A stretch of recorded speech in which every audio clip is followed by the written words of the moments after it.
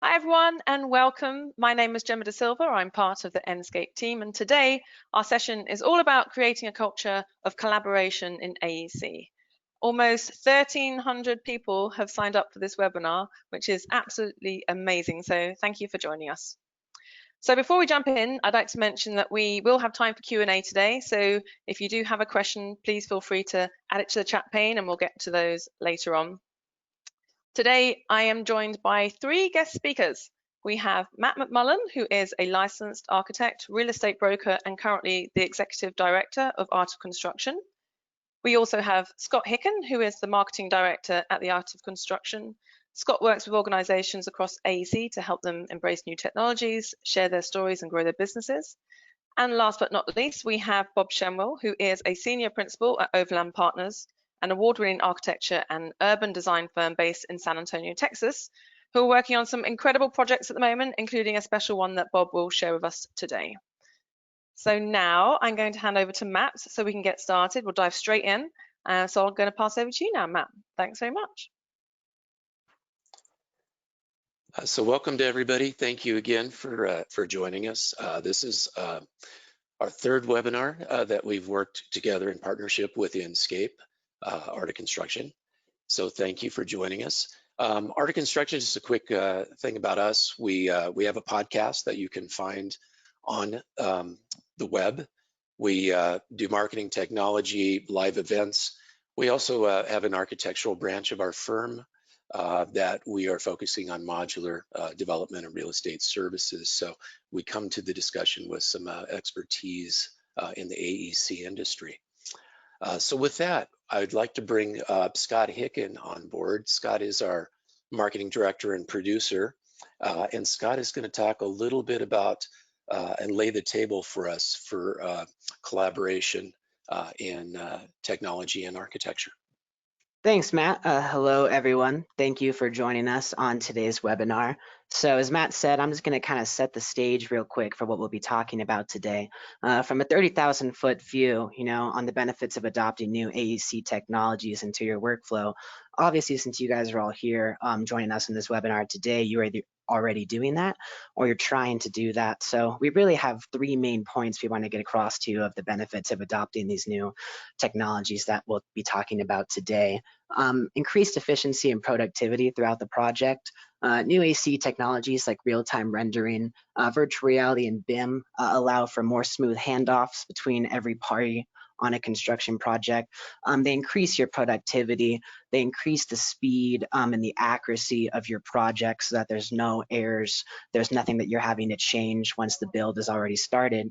Essentially, the entire design phase is now actually happening in the digital world, reducing errors, reducing emissions, and increasing efficiency and productivity.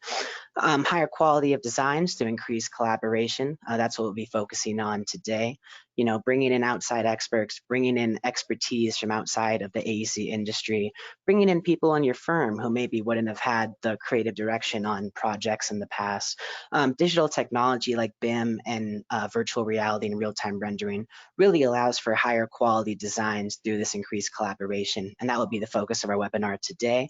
And then also an improved business model and client retention rate. So especially as the big commercial projects like we'll be looking at today, owners, developers, clients are all looking for you to be at the top of your game, to be advanced in all this new forward-thinking technology for the reason that they can trust that you won't have errors and that your design will be up to par with the best designs that are happening now. So a part of where this new technology comes into play, especially Enscape, is during the design reviews. So there's the design review process that happens when you're presenting to a client, but then there's also the design review process along the entire project lifecycle. So the conceptual design stage, the bidding stage, the architectural design stage, the client approval stage, the city/regulatory review stage, and the construction documentation stage. So, not only do design reviews happen when a client is giving their feedback, but they happen along the entire process as well.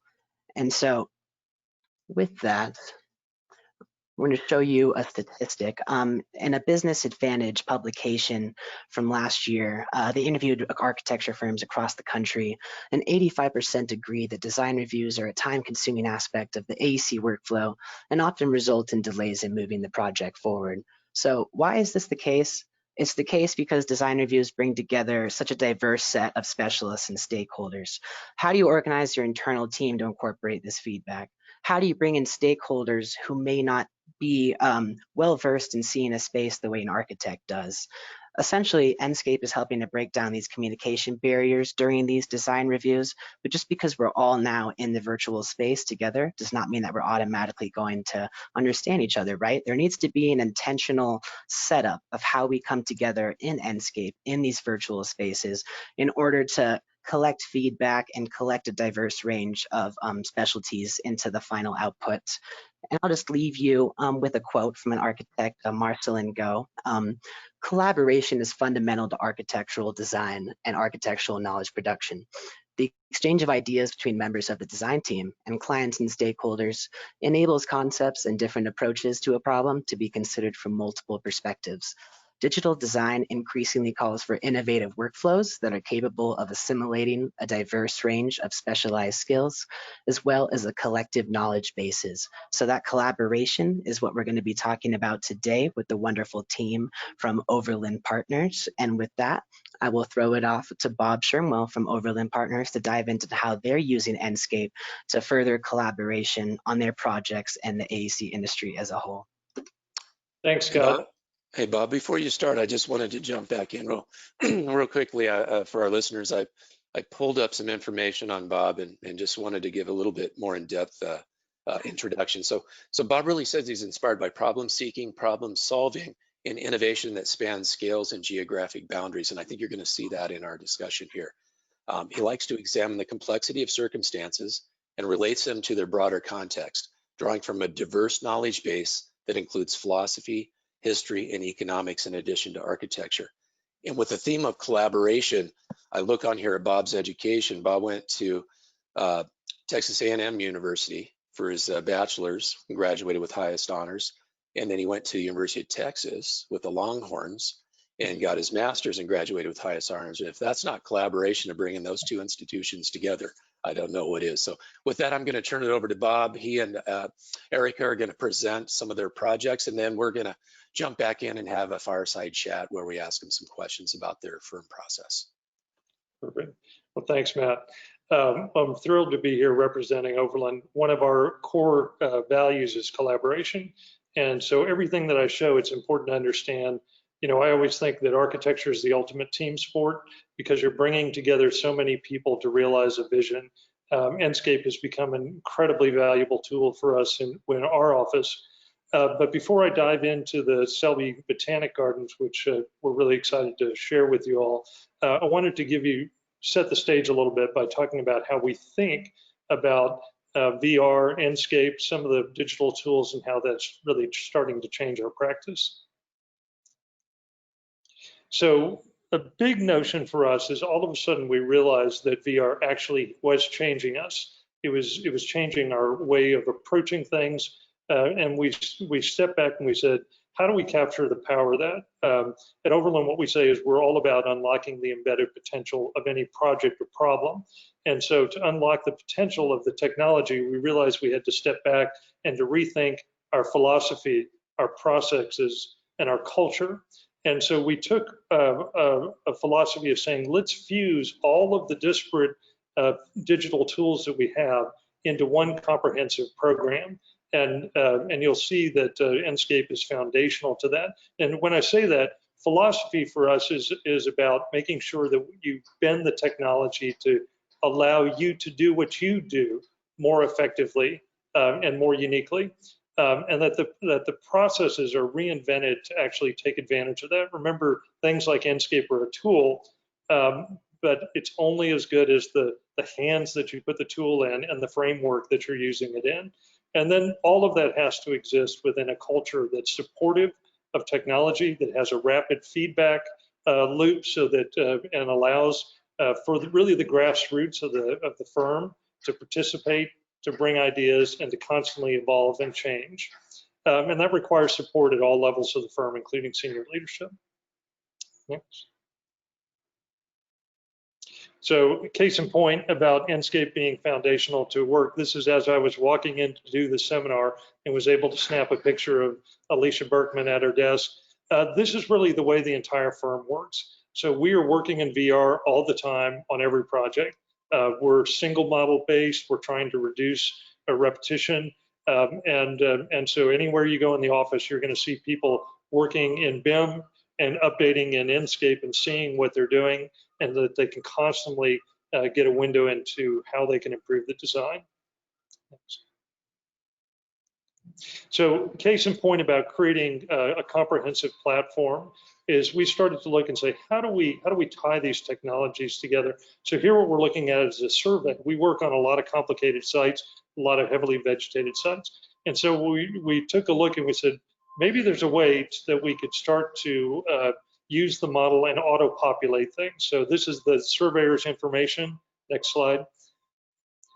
That we wrote a bit of code using Dynamo to create a connectivity between the survey and the BIM model, and therefore Enscape. Next. And so this allows us to take the survey information to auto-populate the site with thousands of trees at scale by species, and then next slide, to be able to read that input out with Enscape, and then next slide, take a client down and into the context of the site. And this is something that we could never do before, and now something that we can do in minutes instead of trying to populate the site. But it's one thing to populate the site. It was important to be able to also read it. And thinking about complicated sites, this is a project we're working on in Utah where we've modeled the entire mountain and the valley below, and then used some of the auto-population of vegetation, and it allows the client to see a very complex site. We're also now looking at how we use this in the actual sale of residential lots as well, which we think is going to be very important and dynamic. And one of the things that I think is important is that you don't have to think purely in Enscape. You can take what Enscape does really well, and then you can quickly export it and adapt it. And here's an example where we took the Enscape model, read it out, and then simply dropped a sketch filter over it. And all of a sudden, in minutes, you've got a pretty compelling image that you can share with the clients and team members. And this is a video that's probably going to take a little too long, but a project in Mexico City that is all about a governmental agency that whose logo is the hands. And so we use that to adapt the formation of the design to. But this is a video that was created literally in minutes with Enscape. And you're getting some buffering here, but when we show it on a local basis, it's tremendous quality, super fast, and you can help to curate it and move through it. And Scott, since we're running a little short on time, if we can go ahead and advance to the next slide to Selby. Selby is a very important botanic garden. It has the largest collection of epiphytes and bromeliads in the world. Next slide. And we, in unlocking the potential of any site, we start with words and a mission statement. This one was about creating living buildings for a living museum. Next slide. And we really start by trying to understand context, and that's one of the reasons why Enscape has been so powerful for us, is that we can create context and we can envision and view and see everything within context. So we start with a lot of site analysis, both locally and with the broader expanse of the urban fabric, and understanding the patterns that are coming into this. Next slide. And in this case, we had a few really important imperatives. This is a very small site for botanic gardens. We're actually increasing the size of the gardens by over 50% by consolidating buildings and by turning the buildings actually into extensions of the gardens itself. And so you'll see vertical gardens, gardens on top of buildings. All of those are part of the visitor experience.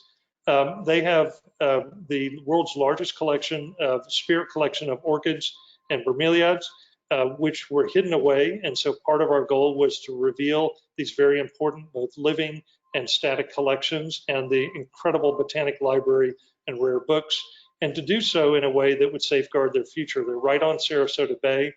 They have resilience issues. It's very low lying. And so we're building this into a new format that will protect the collection in perpetuity.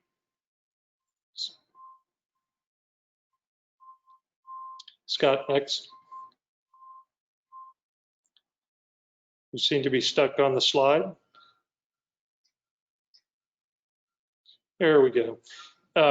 So one of the things that we're doing is this is a very sustainable project. That's if you can go back one slide, please. And our firm is known for our work in sustainability. This is going to be the first IFLI living community project in the United States. It'll be net positive energy, where we'll be at 115% of the energy that we consume in the new project, and we're pushing the excess out for the historic buildings that are also on the site. It's over 1 million kilowatt hour project. It's a solar equivalent of powering 70 homes, over an acre of solar array, and all designed to be hurricane resilient. Next.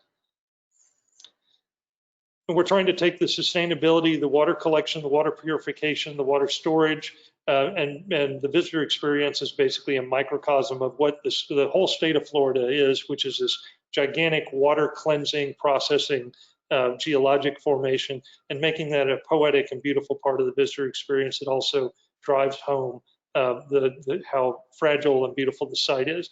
And these are just some of the images that we're able to draw out of Enscape on a real-time basis. Next.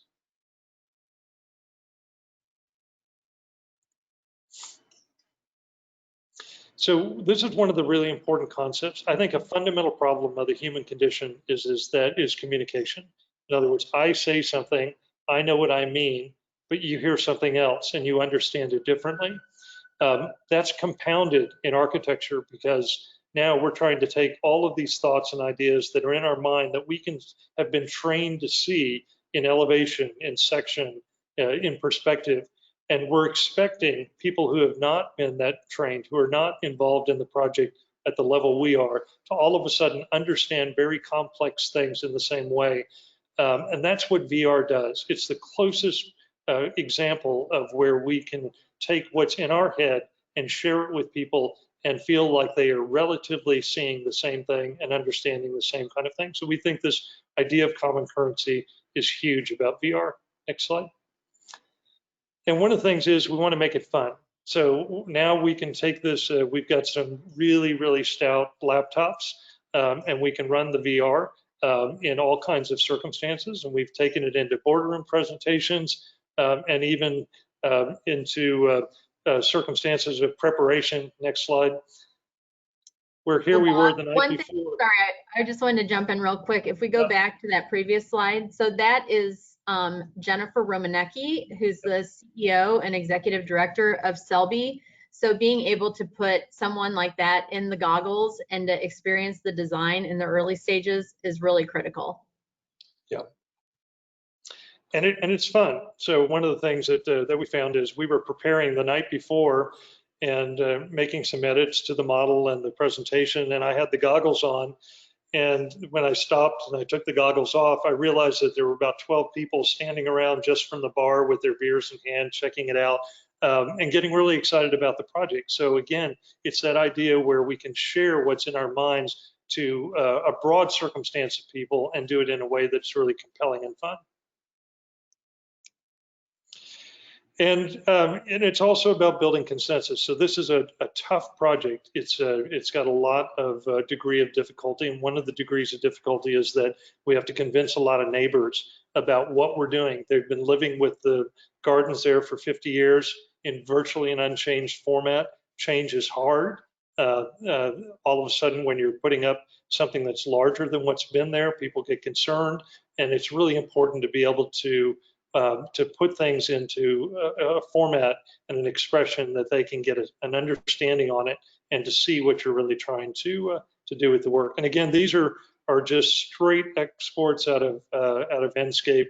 And we found that they are really effective because we can do them so quickly and we can curate them so easily.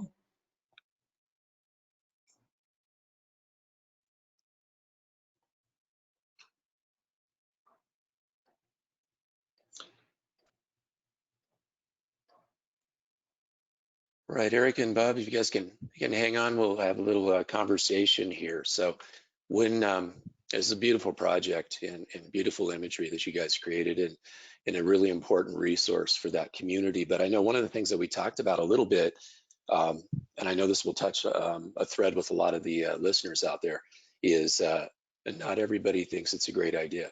And you alluded to that quickly.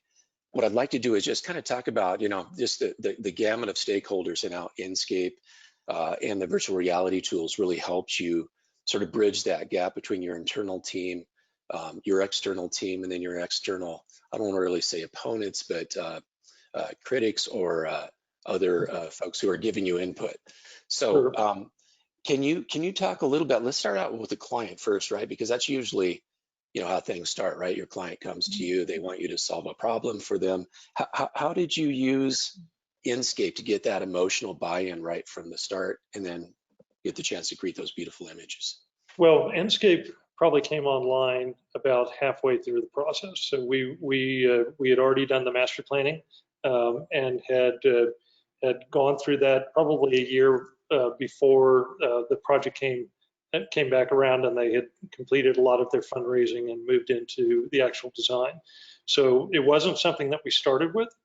We had adopted Enscape in the meantime, and we started to utilize it immediately in the schematic design because we found initially that we were using it almost all internally because I think, Matt, one of the things that you and I talked about is I'm in that age group of architects where we started with parallel bars, and then all of a sudden everything went into Revit and to AutoCAD, and I wasn't working in AutoCAD and I wasn't working in Revit, and I couldn't see what the team was doing, not very easily.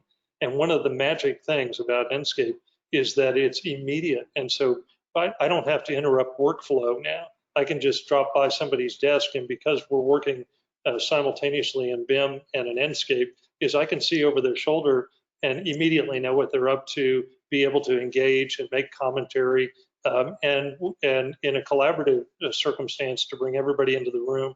And again, that idea of common currency, we're all seeing the same thing, and it just gives us a great format for discussion. So it started there, and then migrated almost immediately to going, holy cow, what could we do with clients with this? And we started to create static images at first. And then when we got the mobile VR, when we made that investment, we were able to take that with us and bring the VR to the client. And that's really when it got, I think, much more engaging and fun for them. So I take the fifth on the hand drafting thing. I don't want to incriminate myself. But Erika, let me address this one to you. Did you find, or did your clients express any interest to you to say, God, we wish we would have had this during the fundraising or the marketing piece? This could have been something that maybe helped us in our marketing materials. Yeah, so it has been essential to supporting our clients. And I think, with Overland, the type of firm that we are and the clients that we attract are very missionally aligned with us. So typically we have very strong partnerships from before the project, before pencil hits paper, around what that vision is. And Bob shared some of the, on the earlier slides, the project mission statement and the guiding principles. And that's something that we co-create with our clients at the very beginning. So we definitely look at that collaboration as a team. And being able to utilize Enscape for fundraising, it is definitely a game changer for our clients. And being able to, particularly to bring donors and for donor engagement, and to bring them into the space and to understand how their commitment from a donor perspective, what that's going to create and what it will yield, it's really transformational for our clients. And looking back, It would have been wonderful to have a tool like this, but it's definitely an integral part of how we're working with our clients moving forward. Let me jump back to Bob just real quickly. Bob, I want to say, so that's kind of the us. And then people would say, well, the critics or the community members is the them. I think we sort of prefer to see it as we, right? And can you talk a little bit about some of the folks who maybe were your biggest critics in the community of how this helped bring them on board? Well, I'd love to say that we were successful in bringing everyone on board. I'm not convinced that we've achieved 100%. The toughest people were some of the people. Selby is embedded in a residential neighborhood, and so you could see how that extension came out, and across a very small canal are very nice homes, very affluent neighborhood, and they, I think, have issues with the gardens in general, just because they feel like there are a lot of or at least pre-pandemic, were a lot of galas and public events that are hosted often in the evening. The gardens are magical in the evening, and so it's a very attractive place. And so I think a lot of the resistance was less about design than it really was just the fact that the gardens have a very robust evening activity program. And but that being said, is that in a public process, the place where people can resist or engage is actually with the design.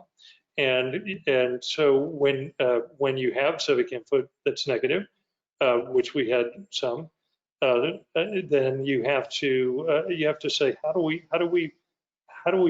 bring the decision makers along? Because sometimes you're not going to convince necessarily a person who's just opposed. Sometimes there are some people that we call cave people, citizens against virtually everything, and you aren't necessarily going to change their mind, but you do have to change the mind of the people in government who are making the decisions, who are balancing out the needs of the community, and you have to be able to prove to them that not only you're not making a negative impact, but how this is going to become an attractive addition to the community, and being able to showcase how unobtrusive it was, how cloaked in vegetation. We did a lot of modeling, and this is one of the tricks in Enscape, by the way. When you look at that particular image that's on the screen, and you can see that the vegetation has that kind of rough outline, that's because we're not using Enscape trees. We were using actual trees that are on the site because it was important for scale.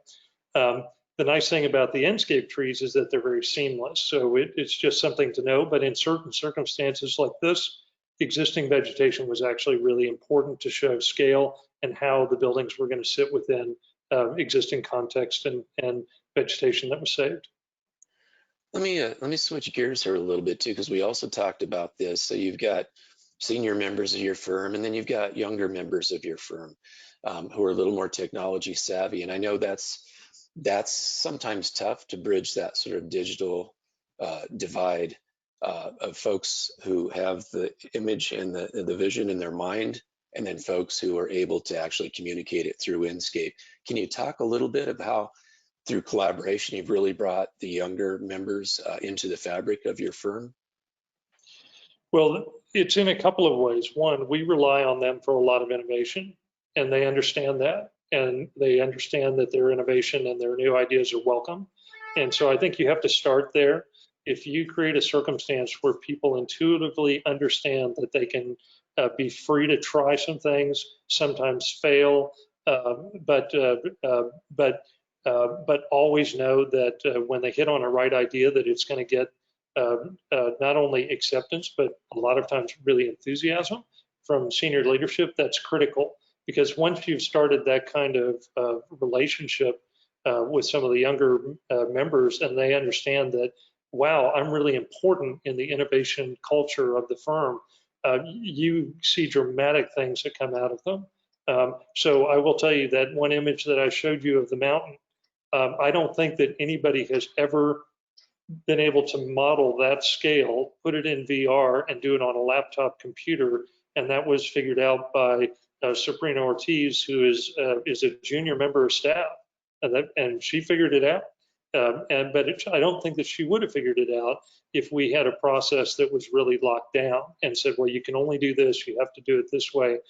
We really have tried to breed a culture where we say, we understand that things are changing, they're understanding quickly. We understand that the people who are utilizing the tools all day long are going to find things that I can't even imagine. And so creating a welcome and safe environment for them to say, hey, what about this? And to understand that innovation is not just about design, it's about process, is huge. So with that, in the incorporation of that process, how has that changed, maybe your excuse me, your business model, or how you've approached upcoming projects or presentations? Yeah. We are in the model almost immediately. So some of the other things that we've done in our digital platform is link together a lot of metrics. So in sustainability, and then and Erika can expand on this, but we have an internal process called the human handprint, because what we realized is a few years ago is we said, we are making a value proposition to clients, but we don't have any metrics to show for it, and we don't have any proof of life to say, we met our goal, we accomplished these things. So we got very serious about measuring.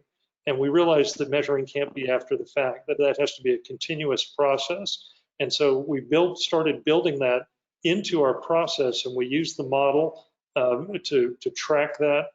We've got a graphic expression that comes out in real time, so we can share it with the entire team and with the clients, and we can track whatever we want to. And that's why that conversation that Erika alluded to early on, our first part of the human handprint is aspiration. Where are we going? First digit, and our process is self-calibrating. So every time we're going through that process and we're engaging the client in a very serious questioning of what do you need to understand, and therefore how do we want to build the model, and how do we want to build the output and the reading, and we use a variety of pieces, and that's why I say Enscape is foundational, but don't be afraid to mix it up with what you can do with Power BM, with Dynamo, with iPad apps, with Photoshop, because the Enscape images come out and they are sometimes so good that you can just use them as a rendering, as a still rendering, because Enscape is really meant for a dynamic relationship to the model. But we found that sometimes the still images are so compelling that we can use them straight out as a rendering. But we're also not afraid to say, wow, we've got that input, and that's 95% of the way there. And now let's take that into a different, let's add in some Lumion, let's add in some Photoshop, and very quickly can create either videos or still renderings that are super high quality in a fraction of the time. So Erika, those are two incredible projects, excuse me, Selby and also the ski village. I mean, lessons learned moving forward on upcoming projects. How do you see, from a marketing and PR and promotional standpoint for the firm, for Overland, how do you see taking this forward on upcoming opportunities? So the thing that I really value about this, and again, it's about value creation for our clients. And so the projects that you're seeing are really diverse as far as project typologies, and that's and the clients that we work with are very diverse as well. So being able to have the Overland platform, the technology platform that's very flexible and scalable and helps us really adapt our process to create that value for our clients. And again, starting with at the very beginning through the entire design process is really critical. I think that's become even more essential with what we've experienced over the last 5 to 6 months with COVID-19, and being able to help move projects forward. In a lot of ways, we're very much an integrator and implementer.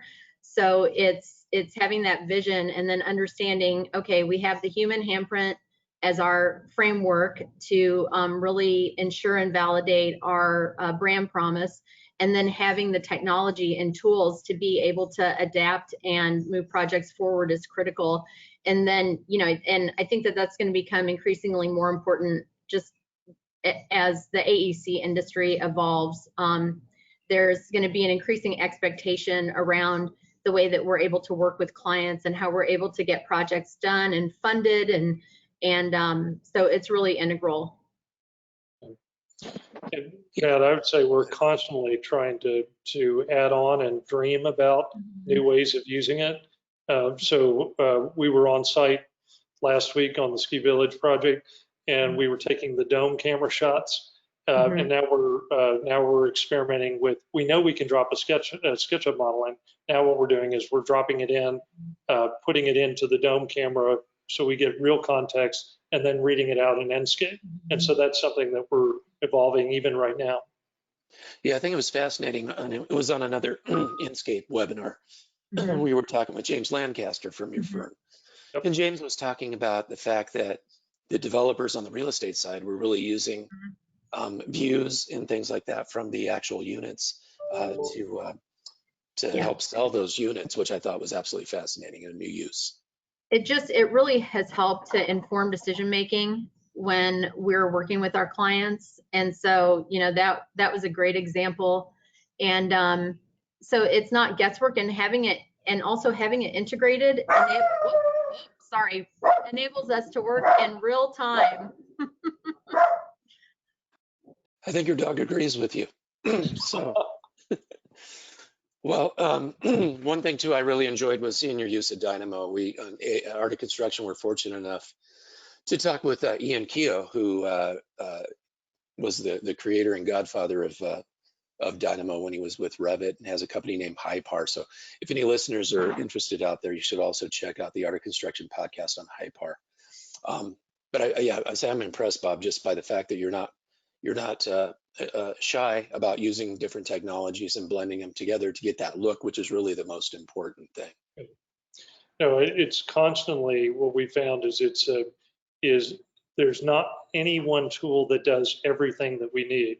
And so we're kind of always trying to look and say, how can we take the pieces and put them together in a way that's very efficient and without repetition? Because, you know, it wasn't very long ago where if you were doing a VR piece, you were actually creating an entirely separate model that you were doing, and you were running through intensive days of rendering to create a video or a virtual environment to engage a client in.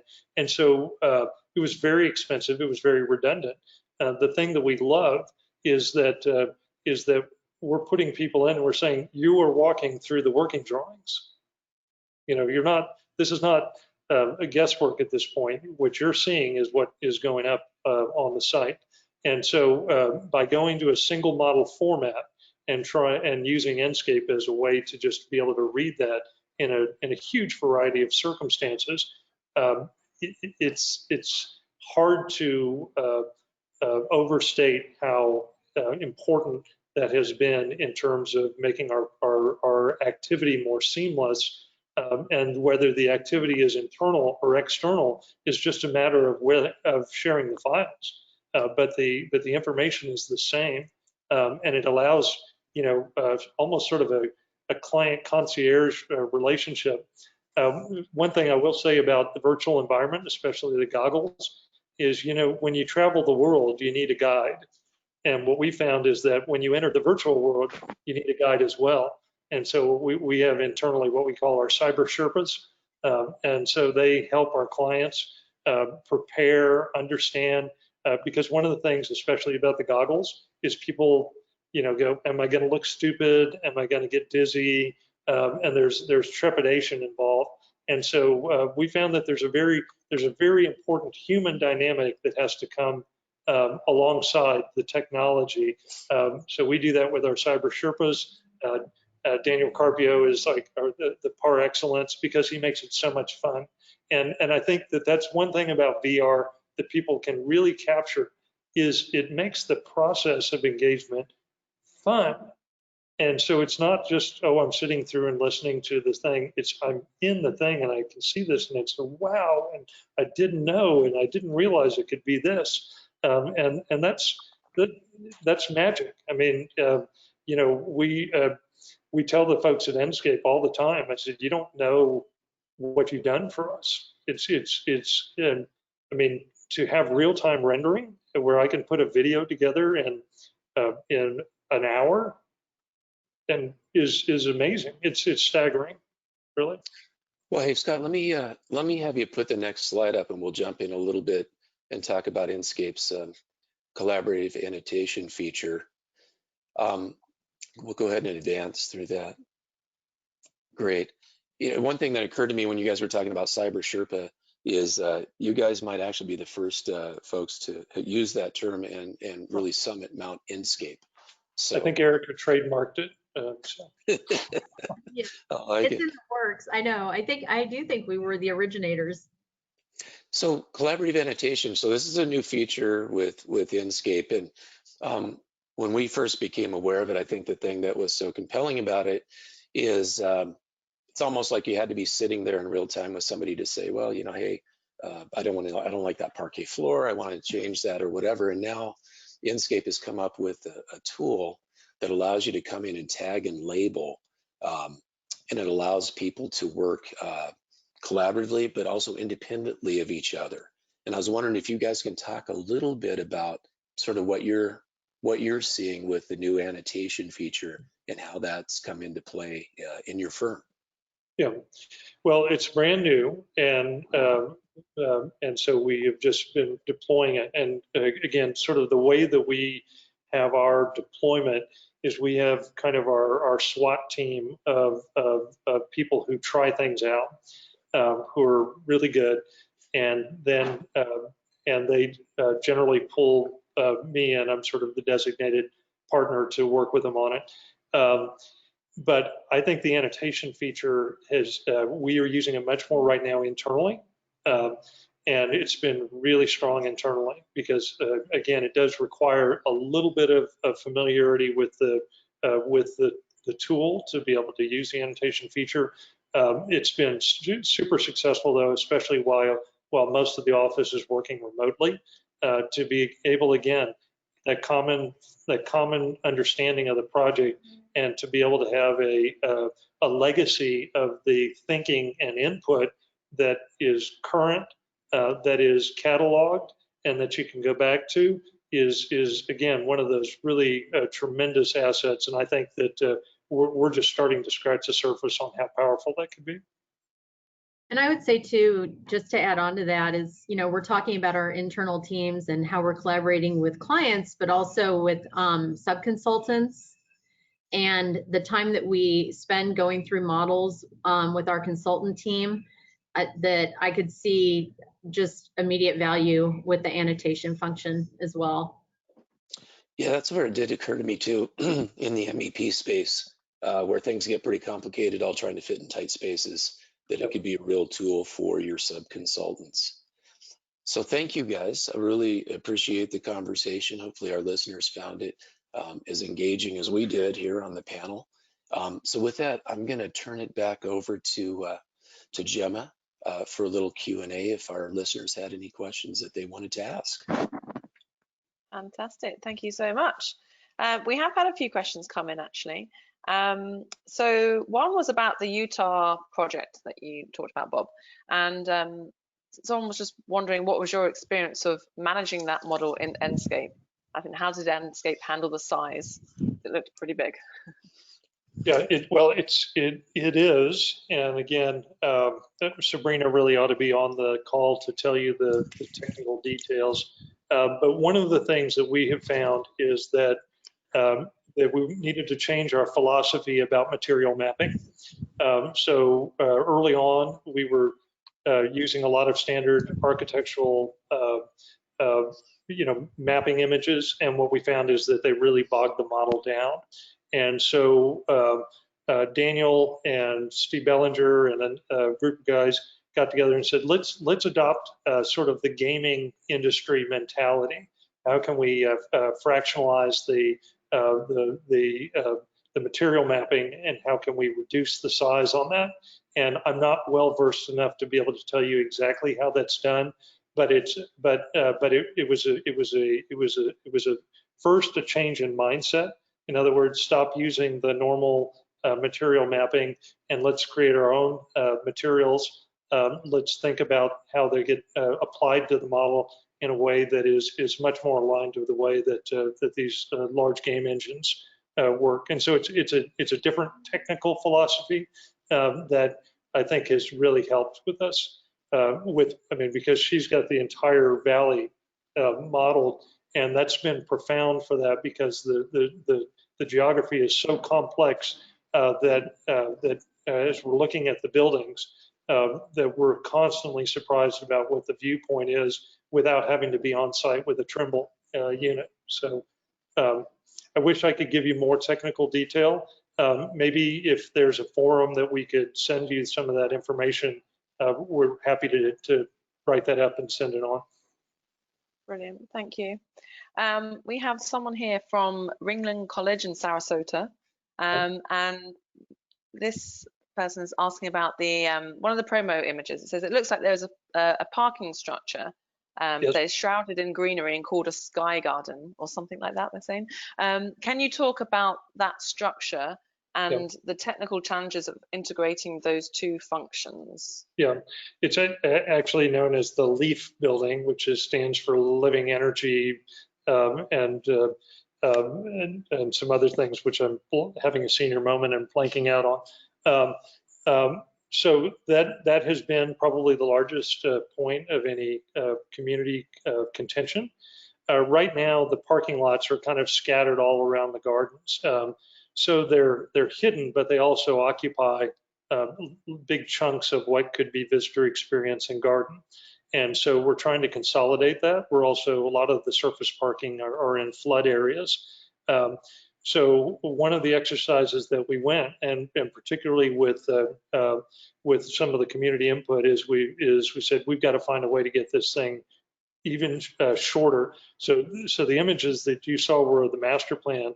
The building is now actually a fair amount shorter, probably 20 feet shorter than what was in those images, because we changed the format.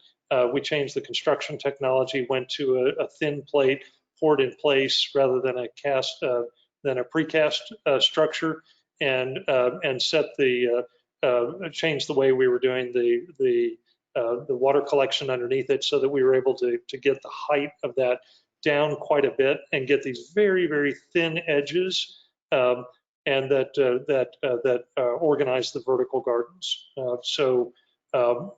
Although it's housing cars, I think, like everyone, we're not quite sure what the future of cars are going to be. They're certainly going to be important in the short to intermediate. Not so certain about how important they'll be in the future. It may be a drone port in 20 years. But what we did say is, let's make this not just a parking structure. Let's turn this into a piece of sub-regional green infrastructure. And so that, while it houses cars, it also collects and cleans water. It grows gardens. It is part of the actual nursery for the Botanic Gardens, and it's also part of the restaurant. So we're growing food on that structure that will be served in the restaurant to visitors, and it's an energy production plant. It's a solar power plant.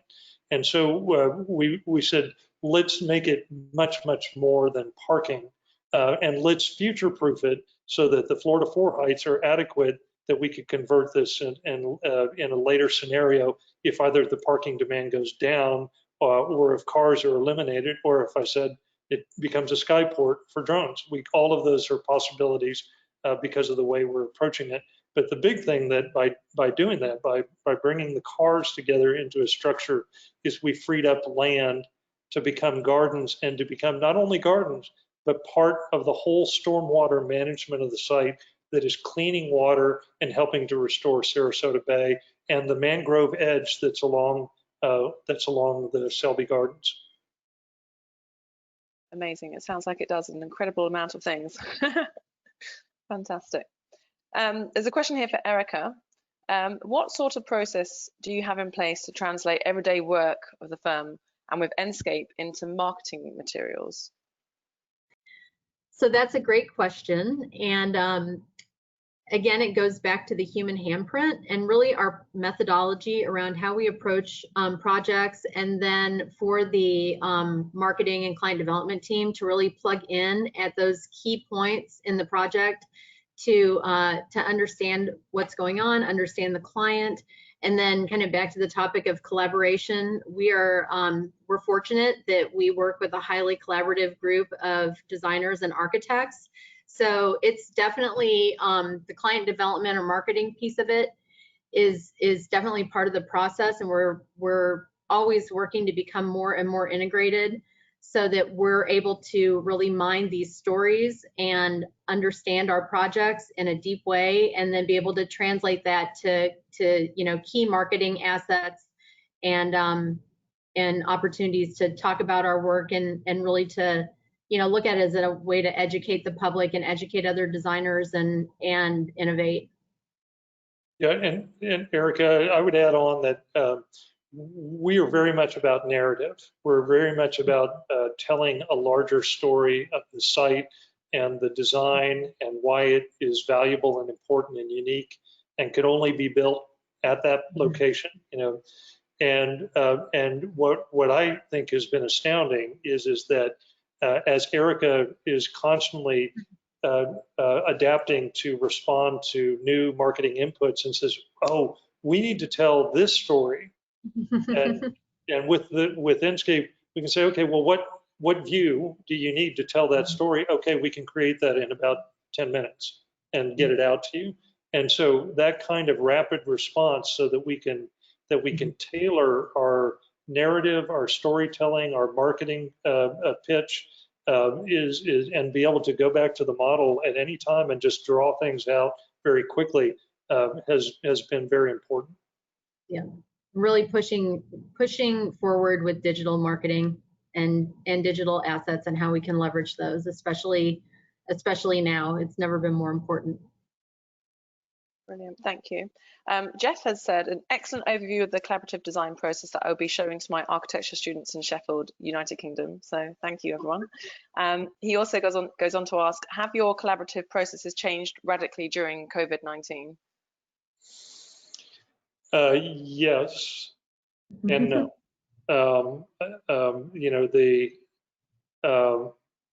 I think that the hardest part about COVID has been a loss of spontaneity, because we're still collaborating, but you have to plan it. You have to get everybody organized. You have to get on everyone's schedule. You have to, draw everybody together. And so while in some ways it can be more purposeful and therefore potentially more productive, what I miss personally is that I'm a visual learner and I'm a visual input person, and so me being able to see, like when I walked up behind Alicia this morning and she had things up on Enscape and BIM at the same time, well, I gave her comment on the project as I was walking in to do the seminar, and that spontaneity is really valuable and important, and I think.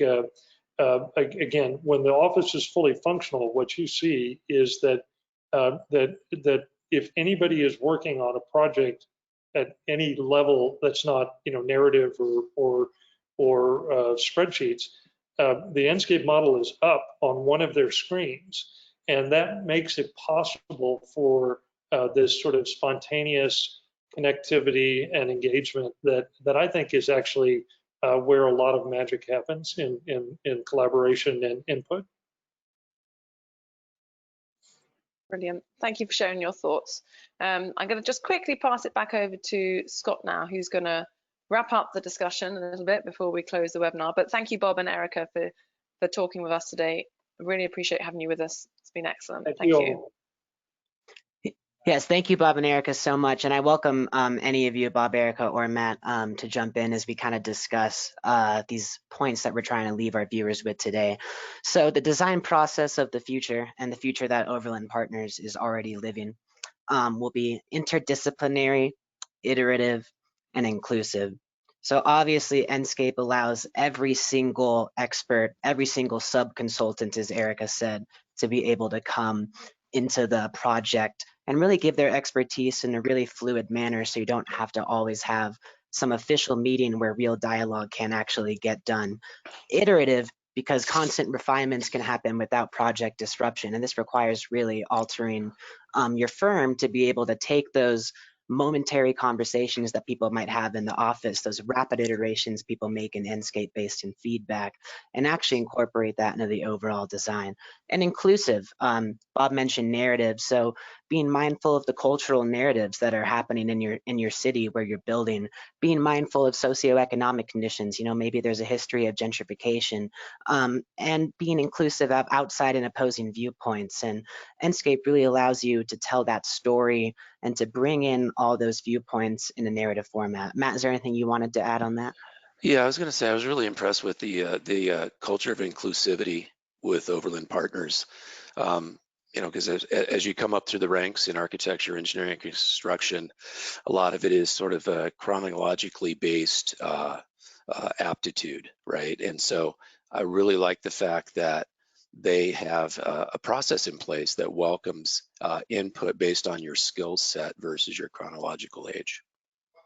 Yeah, it's really huge, right? Us younger folk, we're called digital natives. Older generations are referred to as digital immigrants, as far as we've been born using this technology, while older generations have had to start using it later on in their lives. And so Overland Partners definitely did an amazing job of being inclusive to make sure that the digital natives can come in and do their thing. And then the last thing we just want to leave you with is some ideas about how to rethink the structure of your firm based on these collaborative ideas we were talking about. So firm/office team dynamics, as we're talking about, how do you include those younger folk in your firm? How do you make them comfortable to really shoot for the stars and not feel like they might be overstepping or getting in the way of what the higher level people might think? Idea exchange, how do you source your feedback? Is it in official forums? Do you allow people to go into the model whenever they want and send you feedback? How is it that you're sourcing these ideas from your sub-consultant? Obviously, the Enscape collaborative annotation feature is an amazing way to have this idea exchange happen in real time. And then your decision-making process. Who makes the final call? Overland, obviously, it is much more collaborative, and everyone has to make the final call in the end, right? Everyone has to agree on it. And in the old days, that wasn't as easy to do because everyone just has their own software they're looking at. Everyone has their own version of the model that they're looking at. But when everyone's looking at the exact same version of the model in Enscape, in virtual reality and real-time rendering, it really allows you to come to a group decision. Matt, is there anything you wanted to end with on that? Yeah, one thing that Bob said that struck me a little bit was just how things had changed slightly with COVID. And, being a parent, I always think about, there's sort of casual interaction with your kids where everybody gets together, and now it's more like a structured play date, where Bob talked about they really have to set up these meetings with folks. And I think this gives you more touches with your consultants, your internal and external stakeholders, where, as you say, it really allows a more free-flowing idea exchange when maybe there isn't physical contact or physical meetings allowed currently at this point. Thanks, Matt. So with that, we thank you all for coming to this webinar. We hope that you got as much out of it as we did. Absolutely. Thank you, everybody. Thank you, Matt. Thank you, Scott. Thank you, Bob. Thank you, Erika, for joining us and talking about collaboration and AEC today. Thanks to our audience for watching. Thank you for joining us. Appreciate you taking time out of your busy day to join us as well. If you'd like to learn more about Enscape, then I'd encourage you to visit our website, and you can even take out a free trial. You can see the URL in just a moment on that slide that will pop up. And if you would like more information from Art of Construction or Overland Partners, there's an exit survey that will pop up when you leave the webinar, so please place your requests there as well. We'd love to share more information with you. With that, enjoy the rest of your day. I hope you can join us on another webinar soon, and thank you everyone once again. Gemma, thanks for having us. Thank you. No worries, thank you. Bye.